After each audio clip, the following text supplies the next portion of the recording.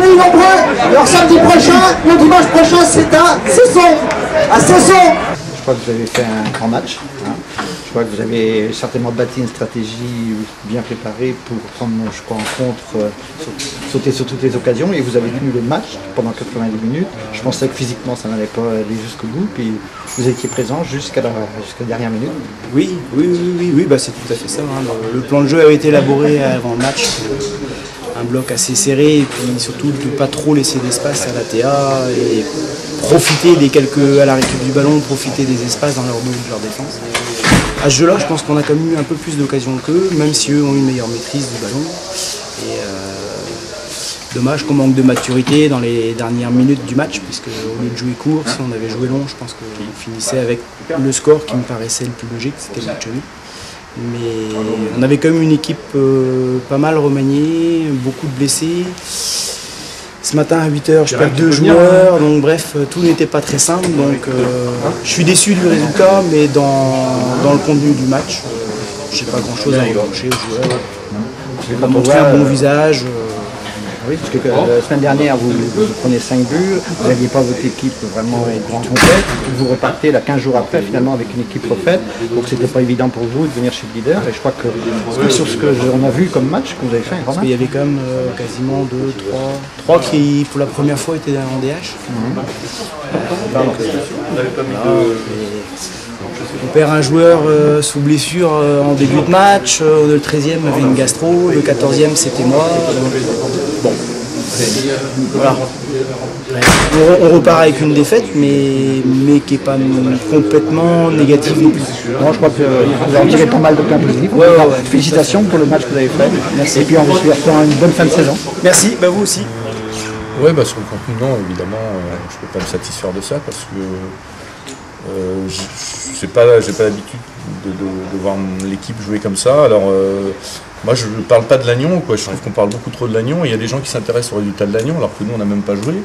Et moi j'ai occulté ça depuis, je ne leur ai pas parlé du match de Lannion, quoi. Je veux pas. Lannion c'est Lannion, ils font un parcours remarquable et ils vont monter le CFA2. Donc pourquoi on veut vraiment nous positionner comme des potentiels pour la montée? On a fait toute la course en deuxième. Pourquoi on serait premier sur la fin? Et si justement cette prise de conscience, j'aimerais qu'il y ait une prise de conscience pour ne pas. Je trouve qu'on a modifié notre façon de jouer. Peut-être qu'on a été plus crispé. On a concédé des occasions qu'on ne doit pas concéder. Habituellement, on est quand même assez intraitable derrière. Et puis là, compte tenu du nombre d'occasions de plus d'années, je pense que quand ils sont venus chez nous, il y avait danger, donc c'est pas normal. Alors, ce que je disais aux joueurs, s'il faut en marquer 5 à domicile pour gagner, ça va être compliqué. Donc dans ce registre-là, je trouve qu'on ne mérite pas d'accéder sur l'échelon supérieur. Plus années, avec tout le respect que je dois à plus années, on aurait dû à ce moment-là s'imposer 2-0 et gérer le match différemment. Je sais qu'on joue aussi également mardi. Donc il a fallu tenir compte de ça. Il y avait déjà un turnover qui avait été entamé avant la rencontre. Il a été poursuivi pendant la rencontre. C'est vrai que c'est compliqué pour nous parce que moi je ne veux pas non plus sacrifier une compétition. La Coupe de Bretagne c'est quelque chose d'important. Donc j'ai envie qu'on la joue pleinement et à fond. Donc il faut penser à ça, la gestion de l'effectif, mais c'est vrai que ça a été un match compliqué pour nous parce qu'on a dépensé de l'énergie, beaucoup d'activité pour aller chercher cette victoire dans la dernière minute, quoi. Maintenant, je suis ce que je leur ai dit, je suis fier aussi de la réaction des joueurs parce qu'ils ont été la chercher, mais je n'étais pas du tout satisfait, surtout du contenu de la première mi-temps où on a la balle de 2-0 même, et puis un relâchement préjudiciable, je trouve, quoi. On a manqué d'agressivité dans des zones importantes, on a manqué d'impact, parce que c'est des choses qu'on ne doit pas concéder. Donc, des défenses pas sereines. Oui, alors que bon, même s'il y a un turnover, c'est pas, on a quand même l'habitude, tous ces joueurs-là ont joué à des postes comme titulaires, ça ne doit pas nous perturber outre mesure. Donc voilà, bon, c'est bien parce qu'on va chercher la victoire, mais moi je me focalise vraiment que sur notre parcours et je ne joue pas du tout sur Lannion. Lannion fait son parcours, on fait le nôtre. Et puis voilà, mais est-ce que c'est la corrélation? Je ne sais pas, quoi. Après les gens, quand ils vont regarder le classement demain, 2 équipes à 77, forcément c'est naturel qu'ils se posent la question d'une éventuelle... Non, je comprends. Ouais. Mais moi, mon objectif, c'est aussi de protéger mon groupe. Ouais, voilà. Et je pense qu'il ne faut pas mettre la charrue avant les bœufs. Il y a une équipe qui a été en tête toute la saison, tout le championnat. Ils ont encore un point d'avance, même si on est égalité. Parce qu'il faut qu'on passe devant le goal average particulier, c'est fini. Le goal average général, ce ne sera pas possible.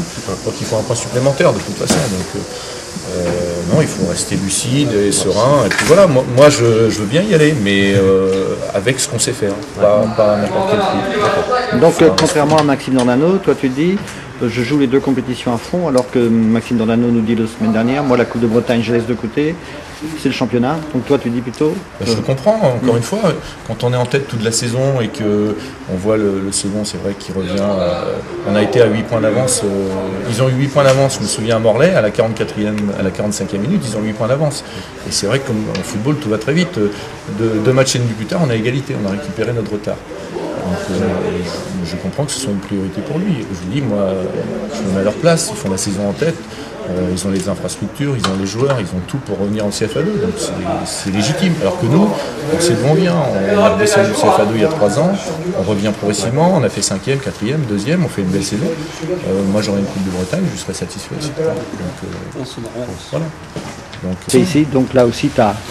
Oui, et puis faut pas l'oublier, on joue mardi quoi. Et mardi on va peut-être faire des prolongations. Moi demain on fait une séance de récupération, il y en a qui vont pouvoir venir, d'autres qui ne pourront pas venir. Donc il y en a qui vont se gérer individuellement sur la récupération. C'est vraiment pas facile. Et si tu gagnes en coupe, tu rejoues le 8 mai. Donc C'est samedi soir que tu joues, c'est ça? non, on peut pas parce qu'il y a des joueurs qui travaillent. Ouais. Donc je perds un jour de récupération. On voulait jouer le samedi, mais ça va pas être possible. Donc on perd un jour de récupération. C'est un peu calendrier.